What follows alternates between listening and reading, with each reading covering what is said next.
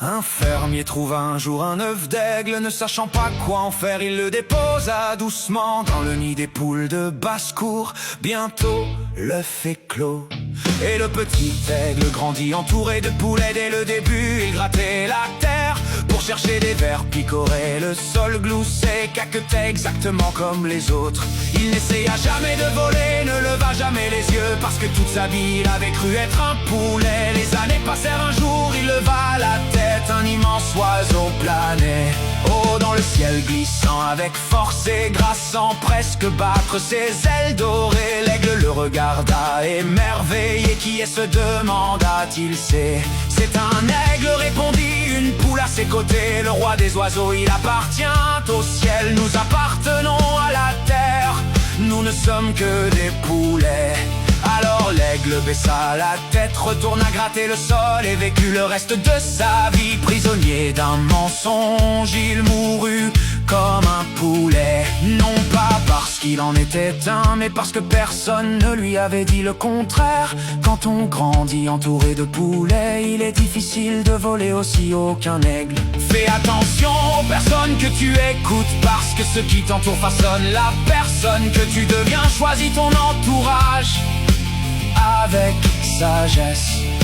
Abed était un homme cupide et égoïste, obsédé par l'argent qui trompait les autres. Il payait très peu ses ouvriers, peu importe combien il travaillait dur. Un jour Abed perdit un sac contenant 100 pièces d'or. Il chercha partout sans le retrouver. Plus tard, la fille d'un ouvrier découvrit le sac et le donna à son père. L'ouvrier le rendit à Abed, mais celui-ci mentit aussitôt. Il affirma que le sac contenait 200 pièces. L'ouvrier fut stupéfait.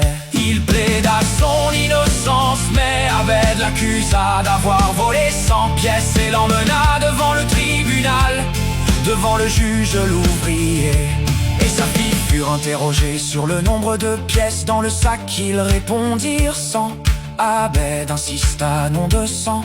Alors le juge rendit sa décision finale. Si Abed avait perdu un sac avec 200 pièces d'or, ce sac de 100 pièces ne lui appartient pas. Il restera donc à ceux qui l'ont trouvé, en récompense de leur honnêteté. La cupidité d'Abed fut punie, l'honnêteté de l'ouvrier récompensée. Plus on ment pour gagner, plus on finit par perdre. Un jour un mari entra dans la cuisine et demanda: pourquoi tu n'as pas cuisiné? Je t'ai dit hier, ma famille vient déjeuner. Sa femme, sans lever la tête, répondit froidement: ce sont ta famille, pas des inconnus. Ils peuvent manger ce qu'il y a dans la maison. Il s'arrêta blessé, demanda: si tu ne voulais pas cuisiner, pourquoi ne pas me l'avoir dit hier? Elle haussa les épaules, ce n'est pas grand chose, annule simplement le déjeuner. Il ne dit rien et sortit de la maison. Quelques minutes plus tard, quelqu'un frappa à la porte. Elle ouvrit et resta figée. Se tenait là sa famille, son père, ses frères et sœurs, leurs enfants. Son père sourit: où est ton mari? Il nous a invités à déjeuner hier. Prise de panique, elle se précipita dans la cuisine. Il n'y avait presque rien de préparé. Elle appela son mari, paniqué: pourquoi ne pas m'avoir dit que tu avais invité ma famille? Il répondit calmement: ta famille, ma famille. Quelle différence y a-t-il?